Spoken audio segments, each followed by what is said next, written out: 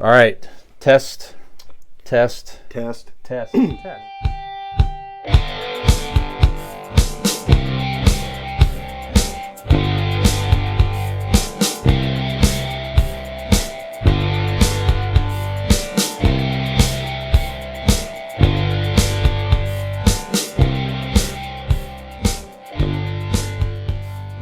AI, gentlemen, is making more news. So we've talked a lot about artificial intelligence over the past few episodes, even, and it continues to make more and more news. This is from CNN.com. Geoffrey Hinton. He's been known as the Godfather of AI because of his. He's helped create this technology. He worked at Google for many years, and he recently resigned from Google so he could speak out against the technology and warn people about it. So what he is saying, amongst other things here, let me get back to it here. The idea that this stuff could actually get smarter than people. A few people believe that, he said in an interview, but most people thought it was way off. And I thought it was way off. I thought it was 30 to 50 years or even longer away. Obviously, I no longer think that. So, a 75-year-old man resigns from his job because he feels compelled to warn people about the rapid advancements of this technology. Google was they kind of just gave like the nicety, hey, you did a lot of good things for us, and they're sort of, steering clear of getting into the Our subject computer matter. overlords have now instructed us to let you go. Sorry, goodbye. Right. So an open letter from the Association for the Advancement of Artificial Intelligence was signed by 19 current and former leaders of academic society, was released last month, warning the public of the risks around AI and the need for collaboration to mitigate some of the concerns. So we believe that AI will be increasingly game-changing in healthcare, climate, education, engineering, and many other fields, the letter said. At the same time, we are aware of the limitations and concerns about AI advances, including the potential for AI systems to make errors, to provide biased recommendations, to threaten our privacy, to empower bad actors with new tools, and to have an impact on jobs. And that was what we talked about in our last episode, the growing threat of different jobs about AI. So again, if you haven't heard that, two episodes ago, last week was a repeat episode, but 2 episodes ago, you could check out our thoughts on that. So pretty heavy subject. Any thoughts around the thoughts of this guy leaving? Any thoughts about what he is saying? And I have more AI stuff to get into as well in pop culture headlines. So go ahead, Dean. I got nothing. What's your next headline? No, okay. I ain't worried. Whatever. No, we're good. Move on. No, they're right. I think I was kind of on more of the past few episodes. I think I've been more on the side of, it's fine. It's, it is what it is. We're long ways away from it being a danger. But when the guy who fucking created it is telling us beware, I'm taking second thoughts on this. Yeah, it's a little scary.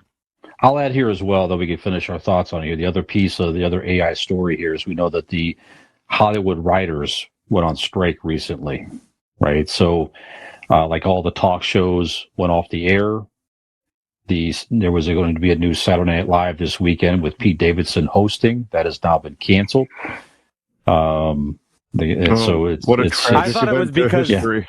I was going to say I thought it was canceled because he found out he was going to have to be in more than 2 sketches in a show, which is what he was used to. So he did talk about that actually on a recent talk show, but no, but one of the things you might expect is they want more pay, of course, right? Sure, but a big thing that they want in their demands is they're specifically talking about AI, right? So they are saying, amongst other things, that I'll just kind of summarize here what I looked at earlier. So basically, they don't want they don't want AI to take scripts that the people that they have written Mm-hmm. and repurpose those through AI or use it to help train AI to write episodes and impact their jobs. It's like the person in who the has future. to train their replacement. That's kind of what they're saying in so many words. It seems like, right? So it's very interesting. I don't know of any other job yet or any other union or what have you that's come out. Now, obviously, you wouldn't expect. I guess it's newer technology, but it's probably the first among many that are stepping out and saying that they want some protections against this technology. Well, it makes sense. Like I refused when you two tried to get me to train that chimpanzee to be on camera here and talk in this microphone, and I refused to do it. I'm like, no, I'm not. I'm not going to train my replacement. That's just mean and cruel to do. Also, he came back with us and to us and said that you didn't give him very good notes, so he was just going to kind of wing it on us. He didn't like the direction you were leading him in. No, he felt he could do a more sophisticated job on his own. I locked him out. Fuck him. No, ultimately, what it comes down to is you don't trust an AI, right? That's what they're ultimately what everybody's saying. Don't trust AI. But what you can trust is BI. What do you say BI is? BI is Blake Insurance. Blake Insurance is an Erie insurance agency located right here in Barberton, Ohio. They provide auto, home, renters, and business insurance with honesty, decency, and affordability. Erie Insurance, above all else in service, you want to call 234-571-5359 or visit BlakeInsuranceLLC.com for your free 5-minute quote today. And when you do, please make sure you tell them the convincing idiot sent you. Very good. Here's the quote, by the way. So the union-specific demand says AI can't write or rewrite literary material, can't be used as source material, and MBA-covered contract material can't be used to train AI, as I kind of said already. So a lot of stuff. Nick, what do you think about all this? Well, it's just kind of interesting because we've obviously seen a rise in certain technology and machines taking over jobs, right? Like you think of like self-checkout and different like kiosks that you can use in places that formerly were tended by humans and people that could help you with what you needed or would need to help you.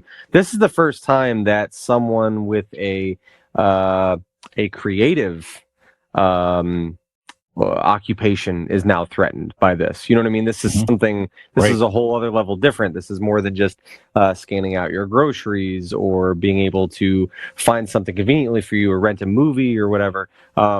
This is now something that can take, creative liberties over people's jobs, which has always been, like we talked about in a past episode. And I think Dean said, you can't really replace that human feeling, that connection that you get, people creating content. Well, but what if it can?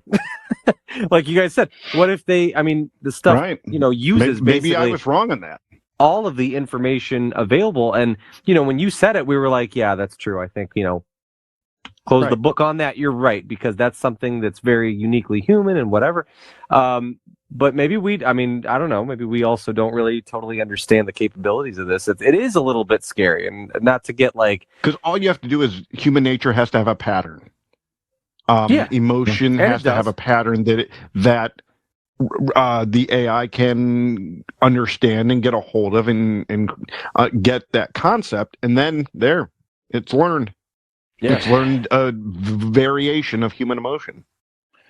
Yeah, they talk about this. I didn't realize this either, but they describe the characters of the television show White Lotus. It's on HBO Max. You may have seen that before.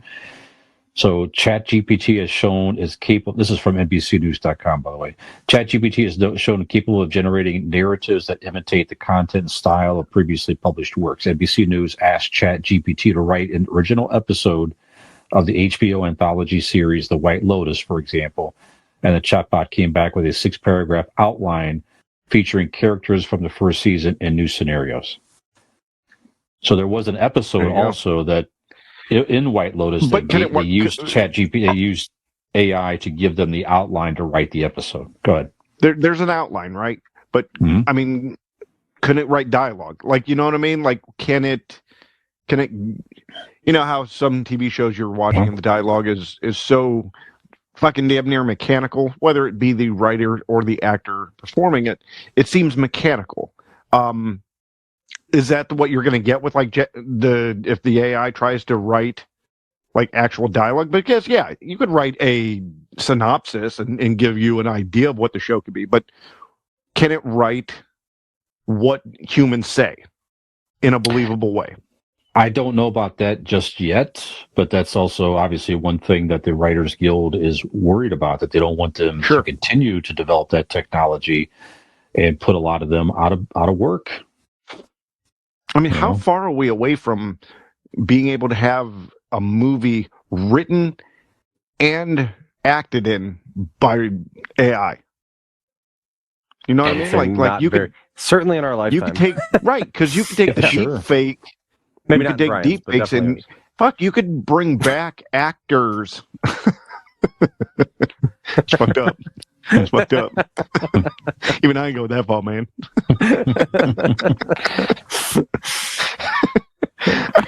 But yeah, even you could put Humphrey Bogart in a movie with Sam Kinison, which would be a fantastic buddy cop movie, I think.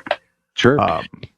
It's certainly possible. I mean, we did a story also, a couple months back where somebody created... Sam. No. Yep. Sorry. Could see it. But somebody created like they described the Seinfeld characters to an AI, some type of AI technology, and it was a constantly running, ongoing story that was like ongoing Seinfeld episode that people could tune into. It was all kind of, very poor graphics and stuff, but it was all computer generated characters and all that.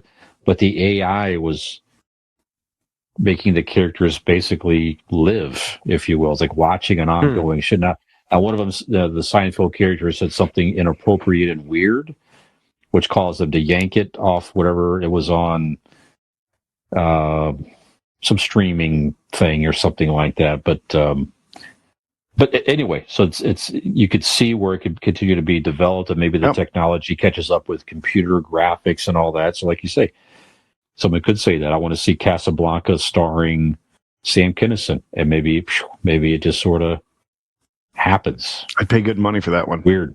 Yeah. Weird. Yeah, we'll see it continue to increase.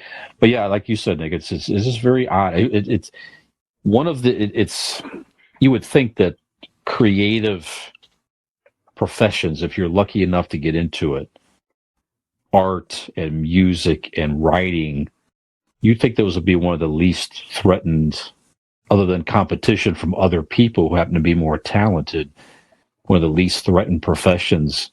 And very interesting that, no, it's not necessarily. Fascinating.